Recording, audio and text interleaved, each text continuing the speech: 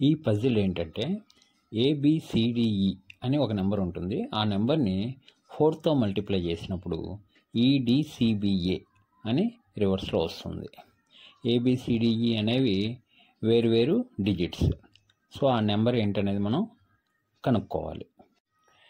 మీరు video pause చేసి ఆ నెంబర్ ఏంటో ఫైండ్ అవుట్ చేయండి.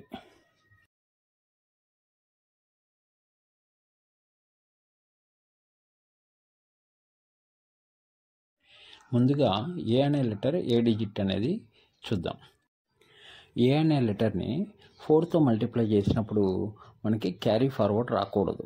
క్యారీ ఫార్వర్డ్ కనుక వచ్చింది అనుకోండి, అప్పుడు రిజల్ట్లో మనకి 6 డిజిట్స్ వస్తాయి. కానీ మనకి ఇక్కడ రిజల్ట్లో ఉన్నది 5 డిజిట్సే, కాబట్టి క్యారీ ఫార్వర్డ్ రాకూడదు. ఏ అనే లెటర్ యొక్క వాల్యూ 3 కనుక తీసుకుంటే 3 × 4 12 వస్తుంది, అంటే క్యారీ ఫార్వర్డ్ వస్తుంది. అట్లానే 4 తీసుకున్నా 4 × 4 16 వస్తుంది, అంటే క్యారీ ఫార్వర్డ్ వస్తుంది. అట్లా 3 కానీ 3 కంటే అబోవ్ ఏ నెంబర్ని తీసుకున్నా మనకి 4తో మల్టిప్లై చేసినప్పుడు క్యారీ ఫార్వర్డ్ వస్తుంది. సో ఏ అనే లెటర్ యొక్క వాల్యూ 3 కంటే తక్కువ ఉంటుంది, అంటే 0 కానీ 1 కానీ 2 ఉంటుంది. ఇక్కడ ఈని 4తో మల్టిప్లై చేసినప్పుడు యూనిట్ డిజిట్ ఏ రావాలి. సో ఏ వాల్యూ 1 వచ్చే అవకాశం లేదు, ఎందుకంటే ఈ వాల్యూ ఏది తీసుకున్నా సరే మనం 4తో మల్టిప్లై చేసినప్పుడు యూనిట్ డిజిట్ 1 రాదు. సో ఏ వాల్యూ 0 కానీ 2 కానీ ఉండే అవకాశం ఉంది. సపోజ్ ఏ వాల్యూ కనుక 0 అయితే ఇక్కడ మనం 0 పెట్టుకుందాం. ఈ అనే లెటర్ని 4తో మల్టిప్లై చేసినప్పుడు యూనిట్ డిజిట్ 0 రావాలి. అప్పుడు ఈ వాల్యూ అనేది 0 కానీ లేకపోతే 5 కానీ అవుతుంది. ఈ వాల్యూ 0 అయ్యే అవకాశం లేదు, ఎందుకని ఆల్రెడీ ఏ వాల్యూ 0 అనుకున్నాం కాబట్టి ఇంకో లెటర్కి 0 అనేది రాదు. కాబట్టి సపోజ్ ఈ వాల్యూ 5 అయ్యే అవకాశం ఉందో లేదో చూద్దాం. ఇక్కడ 5 అని పెడుతున్నాను.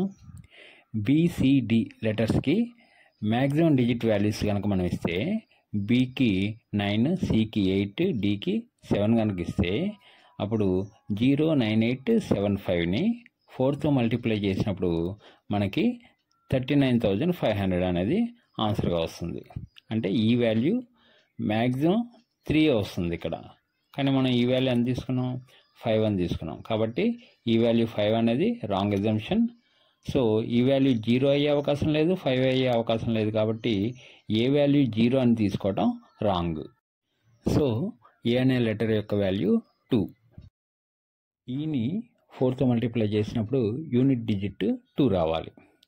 అంటే ఈ వాల్యూ 3 కానీ 8 కానీ ఉన్నప్పుడు మాత్రమే 4తో మల్టిప్లై చేసినప్పుడు 2 అనేది యూనిట్ డిజిట్గా వస్తుంది.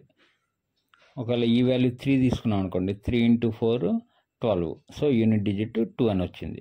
అట్లనే ఈ వాల్యూ 8 తీసుకుంటే 8 × 4 32, సో యూనిట్ డిజిట్ అనేది 2 వచ్చింది. సో ఈ వాల్యూ 3 కానీ 8 కానీ ఉంటుంది.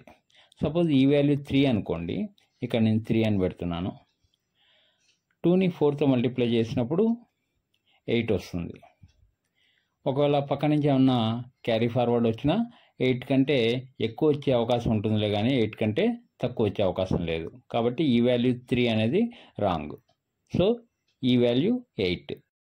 ఇక్కడ 2ని 4తో మల్టిప్లై చేస్తే 8 వచ్చింది. సో పక్క నుంచి క్యారీ ఫార్వర్డ్ ఏమీ రాలేదు, అంటే Bని 4తో మల్టిప్లై చేసినప్పుడు క్యారీ ఫార్వర్డ్ రాకూడదు. అంటే B వాల్యూ 0 కానీ 1 కానీ 2 కానీ అయి ఉండాలి. అయితే B వాల్యూ 2 వచ్చే అవకాశం లేదు, ఎందుకని ఆల్రెడీ ఏ వాల్యూ 2 కాబట్టి. నెక్స్ట్ B వాల్యూ 0 వచ్చే అవకాశం ఉందో లేదో చెక్ చేద్దాం. మనకి 8 × 4 32 వచ్చింది. సో 2 అనేది ఇక్కడ పెట్టాము, 3 అనేది క్యారీ ఫార్వర్డ్లో ఉంది. సో 4ని Dతో మల్టిప్లై చేసి ఆ క్యారీ 3 ఏదైతే ఉందో దాన్ని యాడ్ చేస్తే మనకి యూనిట్ డిజిట్లో 0 వస్తుందా రాదా చెక్ చేద్దాం. ఓకే, D వాల్యూ ఏది తీసుకున్నా సరే 4 × D + 3 తీసుకుంటే ఈక్వల్ టు 0 అనేది మనకి యూనిట్ ప్లేస్లో రావట్లేదు. కాబట్టి B వాల్యూ 0 కూడా కాదు. సో B వాల్యూ అనేది 1. ఇక్కడ Dని 4తో మల్టిప్లై చేసి క్యారీ 3ని యాడ్ చేస్తే యూనిట్ డిజిట్లో 1 రావాలి. సో అట్లా వచ్చే పాసిబిలిటీస్ డి అనే లెటర్ యొక్క వాల్యూ 2 కానీ 7 కానీ ఉన్నప్పుడు మాత్రమే ఉంటుంది. ఎందుకంటే 4 × 2 + 3 చేస్తే 11 వస్తుంది. సో యూనిట్ డిజిట్లో 1 ఉంది. అట్లానే 4 × 7 + 3 చేస్తే 31 వస్తుంది. సో యూనిట్ ప్లేస్లో 1 ఉంటుంది. సో డి వాల్యూ 2 ఆర్ 7 ఉండాలి. అయితే 2 ఉండే అవకాశం లేదు, ఎందుకని ఆల్రెడీ ఏ అనే లెటర్ యొక్క వాల్యూ 2 కాబట్టి. So D value 7.